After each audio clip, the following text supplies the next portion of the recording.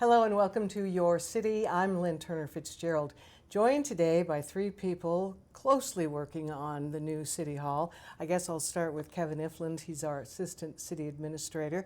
And then John Caterino is the Facilities Director. And Jessica Fust is the Building Official. I'm going to have to ask you to explain what that is. Sure. So the building official, I manage the building division. I oversee all building code related work in the city. But I got involved in this project because at the time that we purchased the building, I was the facilities manager, and I do have a lot of background in project management and architecture. Oh, okay. I was going to ask about your background. How did you jump into the job? Yeah, so I got my degree in architecture from the University of Minnesota. I'm from Billings, born and raised. Went out to Minneapolis, got my degree, worked for an architecture firm out there for about 10 years, and then moved back to Billings to be close to family. And then I started working for the city in the building division as a plans examiner. And then I got the job as the facilities manager, and then I did go back to the building division. And so well, does this require ongoing education? Don't things change a lot in building? yes, so building codes, we have multiple building codes from electrical, mechanical, energy code, commercial codes, and residential codes, and we are required to be certified in all of those, and we do have to do continuing education, and the codes do change every 3 years. So, John, we're going to jump over to you now. What is your position as facilities manager? So my team oversees all hard and soft services, hard being repair and maintenance and capital projects, and soft being custodial for a campus of buildings that the city owns. So City Hall, Animal Shelter, our operations center, fire stations. Okay, and how did you come to be a facilities manager? Like anybody who has a master's degree in sociology, There you go. you do what you can. So many years ago, I kind of fell into the facilities management role out when I was living out of state, and slowly started working my way up the ladder, and fortunately enough, I got the opportunity to move to Billings and took it. Well, we're glad to have you. And Kevin, Yes. your role as Assistant City Administrator. So I get to oversee both, the building department and the facilities department. So that's kind of my, direct tie-in. But again, when we've got big projects that, run across multiple departments, which this, the new City Hall will, along with dealing with City Council and stuff, that's kind of my role in this project. So, John and Jessica are just, doing a fabulous job. It keeps those two very busy. And myself, fairly busy, with just managing a project like this because it involves, a big project in general, a lot of square footage, and number two, just a lot of departments, and then public interest along with council interest in what's going on with the project. Right. Well, it's a big, big deal for It the is. City of Billings. So let's dial it back to the decision to actually purchase the Stillwater building. And that's the old federal courthouse, correct? Correct. Yeah, it's the old James Batten building. Right. Is what it is. So probably about 2 years ago, or maybe even could be longer than that ago. it was 2019 we put out the RFP. Okay. So in 2019, we put out an RFP interested in show us what you have for potential properties that we could locate, a city hall on. And we got, a few responses back on that, and then a committee kind of got together. Start checking off boxes of what we needed, and then this building is the one that came to the forefront, which then started a negotiation process to obtain this building from the owner previous to us, which that process was a very lengthy process. So forgive me, the federal government did not own the federal courthouse? Correct. The federal government has not owned it for several years. Prior to this, I think it's changed ownership 2 or 3 times since the federal government had it. And then from there, the city bought it from a private owner. Now, wasn't there an issue of asbestos? Correct. So, initially that was part of our process, was our due diligence process. We wanted to make sure and do a very thorough due diligence process on the building so we knew what we were getting into. And I credit John and Jessica for both. It was a phenomenal due diligence process. But with that, the majority of the asbestos was abated in areas where they felt that new construction would happen. So the previous owner had done that, and we located, asbestos in other areas. We're aware of that, and then even along in our process, when we have to go into certain areas that maybe weren't originally anticipated, we have a little bit of more asbestos abatement to do. Okay. What is that process like? Yeah, so for asbestos abatement, so asbestos was used as a fireproofing material. So all the steel in the building had the asbestos containing material for fireproofing. So the previous owner actually removed all of that off of the steel structure and then went back with new fireproofing to obtain the fire resistant rating needed for that building. But to actually abate the material, there's permits required, they have to be certified to do it, they have containment requirements, they have disposal requirements. So it really is much more involved than just regular construction process. Right, okay. And this is something that you had done before or kind of been through the process?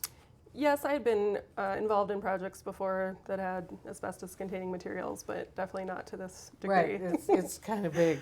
Well, John, you like to say on time and under budget. I do. It's and important. That's where we are, right? We are, yeah, Okay. currently. Tell me about that. So we started the process after we purchased the building. We went through design services and came up with a game plan on what we wanted to look for in terms of our construction schedule and occupancy date, but we didn't really finalize that until we got further down in the process, and we actually had our construction manager at risk on board, and they gave us some insight in the construction industry and said, here's how we think we should phase the project, knowing that equipment has a long lead time. So we procured some equipment preliminarily as part of a first bid package, so air handlers, equipment, and items such as that. And we knew that we're a year out. Some of that stuff is just shipping this month or January. And then our second bid package was a majority of the construction activities. So through schematic design, design development, and then on the construction, we changed the scope of work. We did some value engineering to bring that total construction cost down, which gave us some more contingency funds to play with on other items that we knew we were going to anticipate running into. This is a large budget, 41-something million, Kevin, is that right? Yeah, it's right in that area. 43 total. Well, sure. That's a couple million. Exactly. That's a lot. So- How big is this building, though? So the entire building is about 211,000 square feet. So, very large, it's 5 stories. About 60%, 65% of the third floor is currently occupied by Yellowstone County. Right. So once our build out is complete, we'll occupy first, second, fourth, and fifth floors. of First, those. second, fourth, and fifth. Yep. Who's going on first? So on first, we're going to have the Parks Department, we're going to have IT Division, and we're going to have Financing Division on that first level. And what we've also done, and want to put a plug out there, is we've carved out a retail space on the first level there, kind of on the southeast corner. And what we'd like to have ideally is like a coffee shop, sandwich shop, that type of lunch type area. We think that there's obviously a captive crowd. We're going to be moving about 300 plus employees into that building, plus you've got the courthouse across the street. And plus that part of town, there really isn't any retail going on. So we just figured, okay, that would be a great spot to have a business come in and do that. So we are looking for either a partner or a current business or something that might be interested in that space. How would they get in touch? Would they contact you? Right if now, they're interested? NAI Properties is listing that space, so they could reach out to NAI Properties, and then eventually, we'd be involved in the conversation. But that would be a good first point of contact. Right. Yep. And then fourth, did we say second floor? Yeah, so second floor, what we have is courts and our legal department, along with code enforcement and parking on the second floor. And courts is our highest foot traffic area. They see the most people in any given day. So we wanted to locate them. They wouldn't quite fit on first floor with the layout and everything, so we did put them on second floor. And as our renderings kind of show, what we've done is kind of opened up and we're adding a staircase in between first and second floor. Okay. In those, and that's to accommodate a lot more foot traffic and maybe take some of that pressure off the elevators in the building. Right. Okay. And then as we move up to fourth floor, that's where our police department is going to be located, along with community development is going to be on that floor. And we do have a little bit of unfinished space in that area still that we didn't need to, for growth to the police department or anything, immediate needs that we would be interested in. It's advertised with NAI also if any business is interested in that. And then when we move up to the 5th floor, that's where you've got administration, human resources department, building, public works, and planning, along with the council chambers will be on the 5th floor. If people know that building, that was where the federal courtroom was in that building, so it's got the higher ceilings. So we felt that that was very appropriate for a council chamber, along with the mayor's office, and then some rooms for the mayor and council members to meet. So. Well, I'm curious about growth within the city, city offices. Can this building handle some expansion? So yes, and if John and Jessica want to jump in here, but when we went to the departments and were planning this, back at the very beginning of just the design, we asked them, look out at least 5 years, maybe 5 years plus, and we want to build that space out right now, in anticipation for that. And then our second level was that 10 to 20 year mark of when we need to grow and where we need to grow. So that's why there is some vacant space at this point. I would think so. But we are projecting that to be kind of farther out, but it would allow us then to grow as we need to expand. Well, what was that process like? How do people read the crystal ball and say, we need this in 20 years? Yeah, so we spent almost a year in schematic design, and a lot of it was meeting with departments and saying, what are your primary functions, what are your secondary functions, what are the things that you anticipate, whether it has to do with technology, whether it has to do with population growth. I mean, there's different factors for different departments on why they may grow or why they may contract. Right. And so trying to understand, if you've added maybe 5 positions over the last 10 years, do you see that accelerating? Do you see it, maybe you don't need, now that you've added them, maybe you don't need that many over the next 5 or 10 years. So we wanted to hit that sweet spot where we could build for some growth so that we're not having to come back in 5 or 10 years and be remodeling again already, but also we didn't want to overbuild the space that we do need. Well, I would think changes in technology might also alter the need for the number of bodies in a particular office. Certainly. I mean, I don't know where AI is going, but you never know. Yeah, we're still going to need boots on the ground for a lot of those positions, but Good. yeah, that was one of the challenges that we had to think about going into this process is what are those unanticipated unknowns that we don't know about, and how do we program that into our design and think about both the swing versus the growth space. Right. So really educated guesses. Good. Correct. Well, I mean, what else can you do? Right. What's parking going to be? So, parking right now, we've got, 2 parking garages that the city owns within about a block of that building. That's right. So That's we've right. got those 2 options. Currently, at our current city hall, employees park, at that building that's attached to City Hall. So we'll see what happens with the sale or potential sale of Old City Hall of what that entails, but then we still have the Wells Fargo parking garage that has capacity to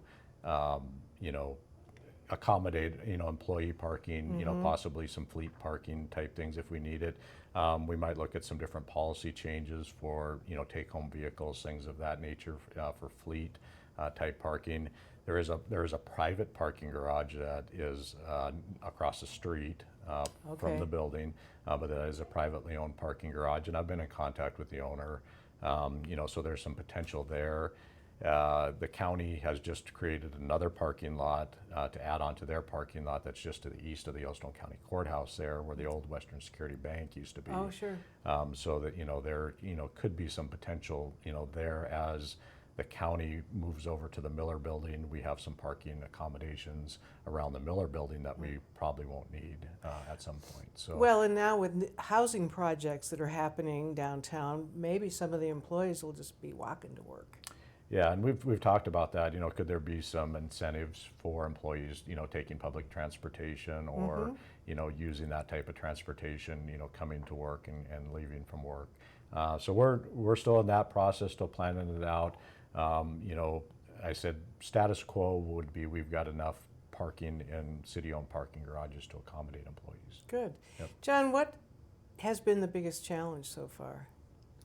For me, the biggest challenge is knowing that post-occupancy, my team has to manage that building and all of the equipment and infrastructure within it. So I have a different approach thinking about the project than Kevin and Jessica do. I know that we're going to have legacy issues. I know that there's challenges with, What do you mean a legacy issue? so a legacy issue being something like asbestos, knowing that in the future we might have to disrupt some of that material for alterations or renovations, Okay. knowing that it's there, or having partially upgraded part of the mechanical system and knowing that on the third floor we still have the original air handlers and the original steam distribution system, whereas the rest of the building will have a heat exchanger on the fifth floor. So this steam boiler will send steam up there, then it converts to hot water and then gets pumped through the building in a hydronic system. So challenges like that. That's got to be huge. Yeah, it is. And like everyone else in the city, we're not staffed appropriately to manage some of these things. So understanding what our capacity is, Yeah. what are our strengths, what are we good at, what can we manage, and then what do we need to augment with vendors. Was there any, I'm going to use this term a little loosely, green technology incorporated into the building? Yeah, that was certainly part of our design consideration. One of the big challenges that we have is making sure that we can do that efficiently, effectively, and then also within our budget. So it's kind of a three-pronged approach. So the new windows that, how many? 700 and how many? 52, 752 windows. yeah. Are they in any way solar, or do they mitigate heat? They're not, yeah, so they perform a lot better than the windows that are in there. So we're going to see a decrease in the challenge of thermal comfort. So it's going to be a lot easier to condition that space, both in the summer and the winter months. So it's going to be a better working environment for all the people in that building. Because Good. the challenges that we see right now is some of those windows are original and they leak both air and water. So it's really hard to maintain Oh, proper thermal comfort in that space. right, okay. How about your biggest challenge? I think the biggest challenge, going back to the design of it and working through with every department and all their different needs, because there really is a wide array of services that we're providing out of one building, from courts to engineering permits to parking tickets. So just thinking, how do we make this building work for all of our departments, all of our staff, but then also the public coming to get Right, yeah. for those services. Right. So I think during the design phase, that was the biggest challenge. I think now, just as we're working through construction, a lot of it is just communication between all the different parties and making sure that expectations are being met and that the project, that we're answering, the questions that come up from the contractor or the architect, and that everyone's communicating effectively. Yeah, well, do you have like group meetings regularly? Yes. Everybody sits at the table and, Yeah, and just for a little more context, we've got roughly 5 people on the design team. We have 4 on the construction project management team, and then about 60 subcontractors on site. Oof. And then additionally, we have our own services that we're providing, so we have our own vendors on site doing work as well. So it's a big coordination effort. there's a lot. Well, what about the move? Is city government going to just shut down for a week so you can get all your desks over there? So I'll piggyback. I think that's one of my challenges, and obviously John and Jessica are going to be brought into it. I'm gonna make it their problem too. So, but with that being said, yes, I mean the move will be a challenge. I've started that process. I had a meeting with all the department directors and kind of laid out some expectations of, this is kind of what to expect. And then so after actually the first of the year, we'll let the holidays go by. And then we're going to be forming a moving committee to kind of work out the logistics of that. Even prior to that, going back, 12 months ago, some of the departments like the clerk's office, city clerk's office, and police records and stuff, I said, you need to start working on your records. We've got a basement that are full of records, paper Oh, boy. records. And I said, so we need to, start working on those, come up with a plan of, what do we need to transition to digitization of those records? Oh. What can we make happen in that area? And then what are we going to have to physically move? And we want to limit how much we have to physically move. Yeah. So, the moving logistics started probably 12 months ago, but then it's going to get more interesting, after the first of the year when it's starting to get more serious. Because, if things play out, the way we anticipate, we'll be over in that building end of September, October, and we will have a date certain that we might have to be out of the old city hall, which means we will have to have everything out of that building. So what I anticipate is just a team of people that involves all the departments moving over there, working together to create the logistics of doing that. We've got one 24/7 operation that we've got to move. That'll be the most challenging, and that's the police department. Yes, indeed. With the police clerks and stuff that have to maintain, we can't just shut them down, even for an hour or 2 hours. So what we can do is have potentially have half of part of the staff working at current location as we then transition over to the new spot, get that up and running, and then move the rest of that. Again, that's some of the logistics we're going to work out. We're working closely with our IT division so we don't lose any technology or anything and communications during that time.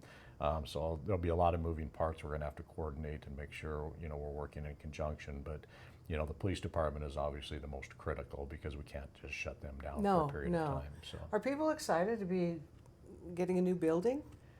Are they? Yeah, certainly. Obviously, change is tough for everyone, right? But there's certainly a lot of value in what we're doing. People are going to have the right amount of space. Services are going to be better. It's going to be a newer facility. It's going to be much more easier to navigate as well, which is one of the challenges that we currently have at City Hall is that user experience is not the best. So we've been intentional through the design process to ensure that we've captured all of those issues that people currently experience, and then we provide better services through the design. And you're going to breathe some new life into that neighborhood too. That building has been empty how long? Since roughly 2013. 2012, 2013. Other than the county. Yeah, right, Yeah. right. The So commissioners are in there now, right? Correct. In the third floor? Yep. Okay. Well, listen, we need to wrap this up, but it's very exciting to hear. Now, do I understand August is a completion goal, date? That's when construction will be done. Okay. You've got final cleaning and then furniture assembly. And then after that, when we'll do all our final commissioning and testing, just to make sure everything works properly. So we're not doing a flash cut. You guys go home on Friday at this building and then come in Monday morning at this building. We want to make sure that everything functions properly so that when people come in, there's as little challenges as possible to work around. What are you going to do when it's over? Maybe a little vacation? Oh yeah, probably. Maybe a little beach time? Yeah, Caribbean. No, I've got other things planned for him, so yeah, we don't have to worry about that. He won't approve my time off, so another project. You heard it here. Wow. Well, listen, I want to thank all of you for being here. It's a very exciting project and very exciting for the city of building. Now, we do have a couple of artist renditions in here that kind of give you an idea. I did hear that now this would be the lobby, right? Yes. Correct. And the Yellowstone River running through. Yeah, that'll be That's that the blue pattern that you see on the floor. That'll depict, the actual path of the That's Yellowstone kinda neat. River. And, yeah. What is the art installation going to be? So, Has that been decided? No, we are preparing to put out a call for artists to Okay. propose we'd like a hanging sculpture in Right. that lobby area in that By the stair or- floor volume Okay, space. right, Yeah. right. Okay, well, watch for that, artist. Again, I want to thank all of you for being here, and thank you for joining us. We'll see you next time. Thanks, Lynn. Thank you. Thank you.